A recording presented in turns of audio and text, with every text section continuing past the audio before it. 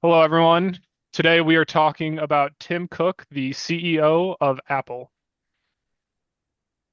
Hi everyone. We'll be doing the current leader case study with Tim Cook on vision, imperatives, values, and style in our organizational management team presentation with Ijaz, Henke, Irwin, and Zlotnik. Next slide.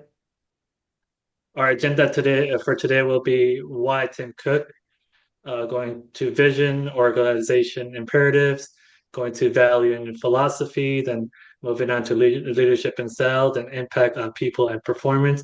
And last but not least, is he a resident leader or our verdict? Next slide. Uh, Tim Cook profile and introduction. Tim Cook has been Apple's CEO since 2011.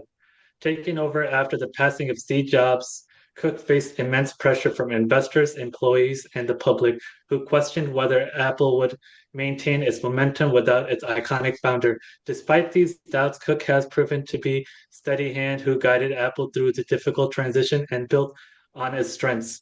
Under his leadership, Apple released some of its most successful products, including the iPhone X, the Apple Watch, and AirPods, which have become culture staples and industry benchmarks. He also oversaw a major global expansion, scaling Apple's operations while maintaining its premium brand identity. Financially, Apple's value skyrocketed, with its stock price quadrupling and the company becoming the first US business to reach 1 trillion market cap in 2018. Today, Apple's valuations well beyond that milestone, reflecting both consumer trust and Cook's steady leadership. This track record sets the foundation for exploring Cook's leadership style, vision, and his ability to create a positive impact both within Apple and across society. Next slide. Cook's vision and purpose. Cook has always described Apple's mission in broader terms than just selling electronics. He has said that businesses at its best serves the public good, empowers people around the world. This statement reflects his belief that Apple is more than a tech company. It's a global influence that should drive progress. Under his direction, Apple has tied its brand to major issues such as privacy, sustainability, and equality. For example, he pushed Apple to market privacy as core value, highlighting the company's refusal to monetize data. He also committed Apple to becoming fully carbon neutral by 2030, a goal that requires changes across its supply chain and manufacturing. Beyond environmental issues, Cook emphasizes inclusion and fairness. When he came out as gay in 2018, he shared that it was one of the greatest experiences of his life, using the platform to advocate for tolerance, LGBTQ plus rights, and workplace equality. These actions show that Cook's vision goes far beyond gadgets. He aims for Apple to lead with purpose and align to its business strategy and global social impact. Next slide. Innovation and strategy. Cook's vision is not only about value, but also about long-term innovation. He was one of the earliest advocates for augmented reality, calling it a technology with transformative potential years before competitors took it seriously. The foresight eventually led to the development of Apple Vision Pro headset, which represents the company's bold entry into spectacle computing. Similarly, Cook spearheaded Apple's move towards independence in hardware by overseeing the development of the M1 chip, a breakthrough in performance, energy efficiency, and integration with Apple's ecosystem. These achievements demonstrate that his ability to balance innovation with strategy, keeping Apple at the cutting edge while ensuring that Apple technologies align with company values of quality, security, and user experience. Rather than chasing trends, Cook approach focuses on discipline, strategic bets that maintain Apple's reputation for excellence and ensure its dominance in the long term. The chart below shows 2023 Apple R&D spending had increased more than 12-fold, reaching nearly 29.9 billion. Next slide. Vision beyond the product. Of course, Cook time at Apple has not been without challenges. Feedback from employees highlighting stress, secrecy, and heavy workloads as recurring issues within Apple's culture. These problems, however, have been long-standing and not unique to Cook. What distinguishes him is how he balances these challenges. Cook consistently leads with empathy and purpose, weaving value like equality, sustainability, and ethics in Apple's business model. His vision ties technology and innovation to broader human values, and his collaborative approach has motivated employees to maintain high morale even in a demanding industry. By Goldman's criteria, Cook can be considered emotionally intelligent, someone who inspired optimism, builds trust, and connects with employees and stakeholders. In the end, Cook's steady and value-driven approach has helped Apple sustain its market dominance, blending the financial success with culture of responsibility and purpose. Next slide. Great, thanks. And just to inform that vision and inform that strategy, the organizational imperatives that Tim Cook and Apple have instituted. So just to start real fast with a quick definition of these organizational imperatives. These are organizational or business imperatives are the primary goals that companies make to positively change the outlook for their business, oftentimes for long-term success. Next slide. So there are two primary types of organizational imperatives, strategic and operational. The first defines the organization's long-term goals and how they position themselves within the market. And some examples here are that could be achieving improved market position, expanding growth both in sales or capitalizing in new opportunities either in existing markets or in net new markets. And the second piece of this are the operational imperatives.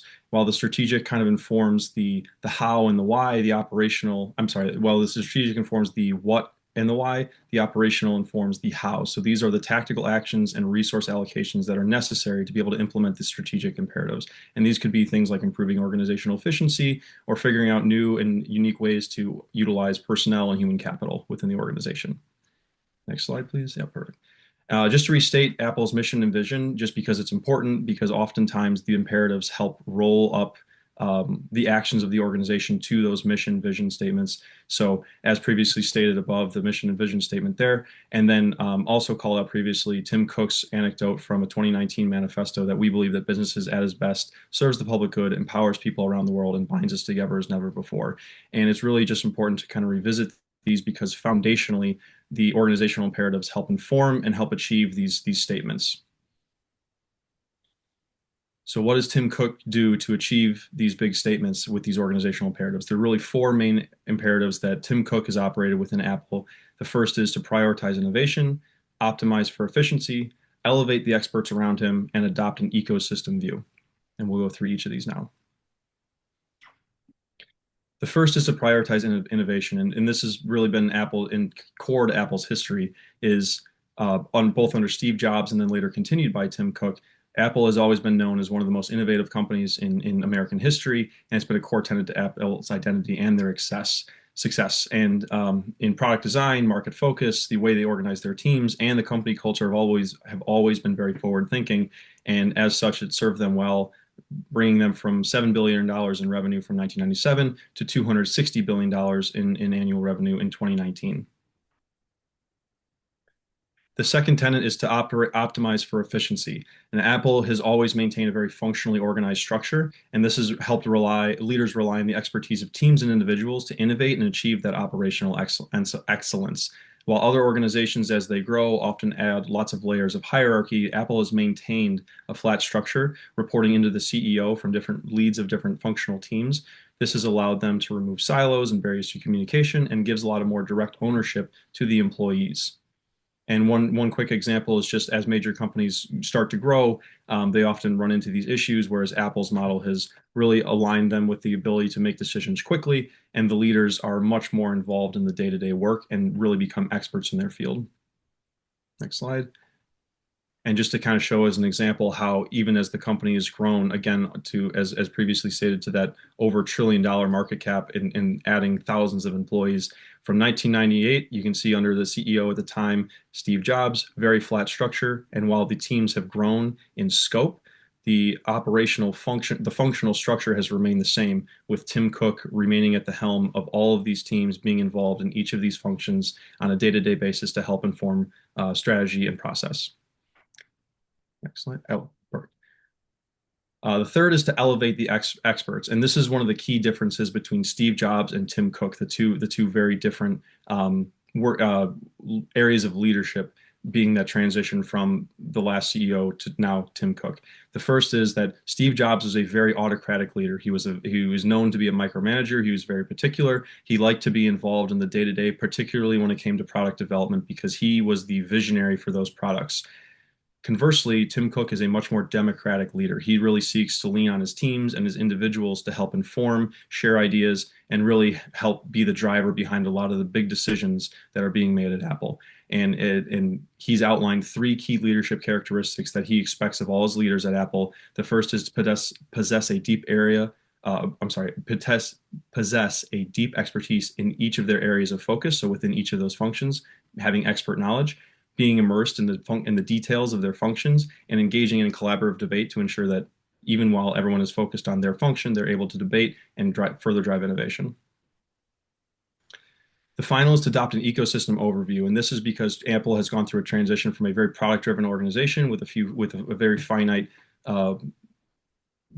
product offering to one that is now very, very diversified and increase. And just to quote McKinsey, as far as taking an ecosystem overview, increasingly value is created by organizations through networks where partners share data, code, skills, where communities of business can create value and anti-fragility together. And Apple has done that under Tim Cook as they continue to branch into new technologies such as wearables, softwares, AI, and now even media. And they've really grown their offering for their consumers much more under Tim Cook than they had previously.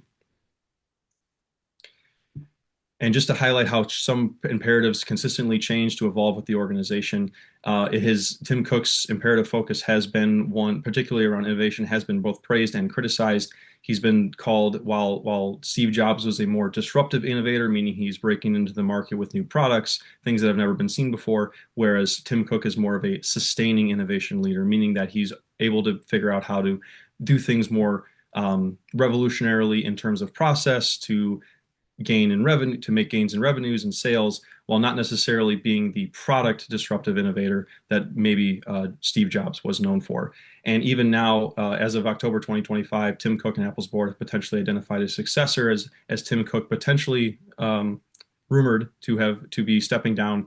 And it'll be interesting to see how these areas of focus and these imperatives change under their next CEO.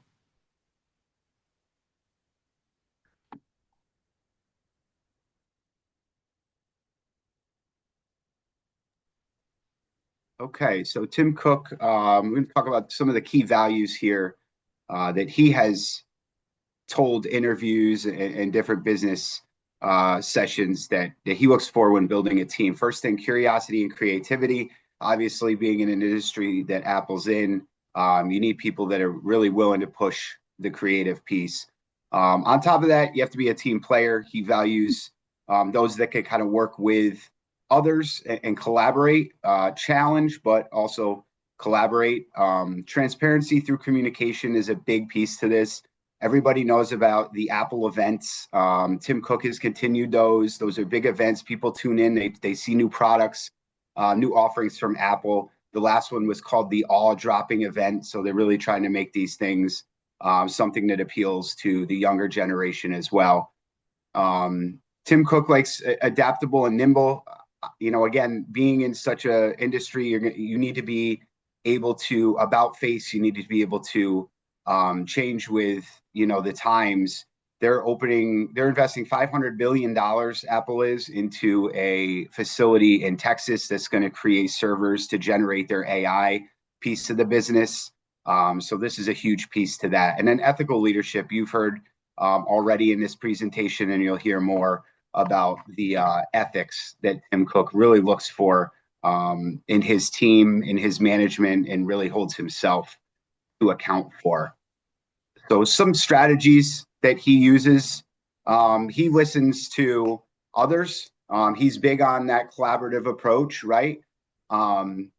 He talks openly about admitting your mistakes, staying grounded. Just because he's the CEO of Apple doesn't mean that he doesn't have missteps. We all know Apple's had a couple here and there, and he does stay grounded there. He's not ostentatious. He's not showy. This is a guy that gets up at 3:45 in the morning every day. He likes to have his quiet time. He likes to take walks. Big fan of hiking, exercise, so on and so forth. He's a very grounded individual. He looks to be authentic in that way as well, right? He goes down, he eats in the cafeteria with team members, and just kind of doesn't give that Steve Jobs air of kind of being separate and maybe different than a lot of the different people in the building. Philosophical principles, there are a couple major ones I wanted to highlight here. Tim Cook's on the record multiple times of kind of talking about this 1 + 1 = 3 theory. You'll hear about it later in the presentation as well, but he's a big believer that two people's ideas coming together create more than just those two ideas. They open doors and they allow for much more to come out of that collaboration. So collaboration continues to be kind of this philosophical principle that he uses. Long-term success over short-term gains. Fassi mentioned this earlier. He has made it very clear that long-term success over short-term gains are important, to the point where he has mentioned in an interview almost laughably that Apple does not focus on its stock price. I don't know that we can really say that to be true, but it does. Comments like that reiterate his philosophical principle of looking for that long-term success over the short-term gain. And lastly, a quote from him: "I hope people remember me as a good and decent man."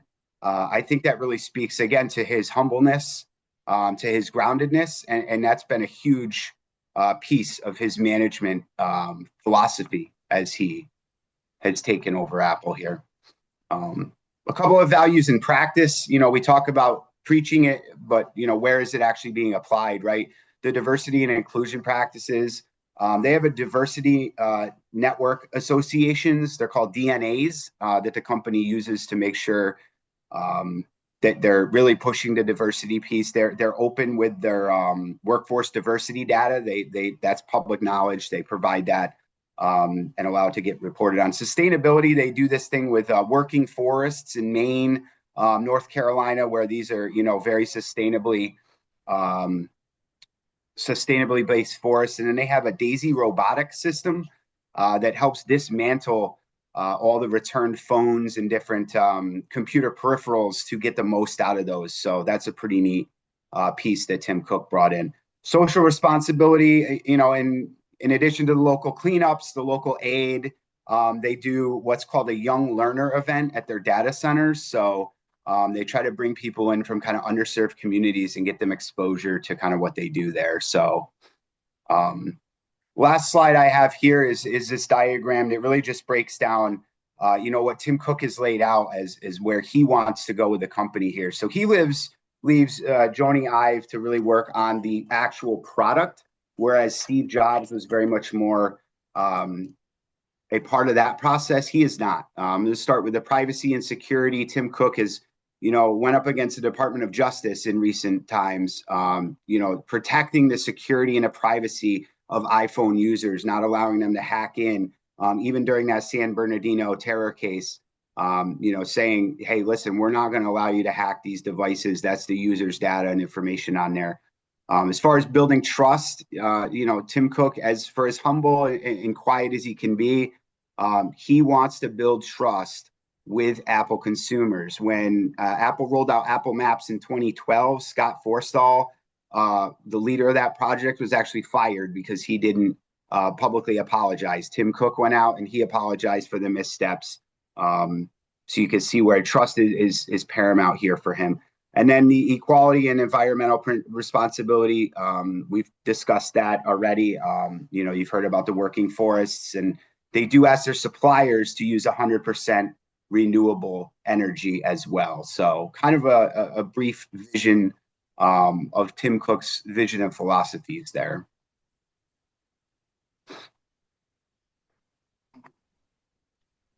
All right.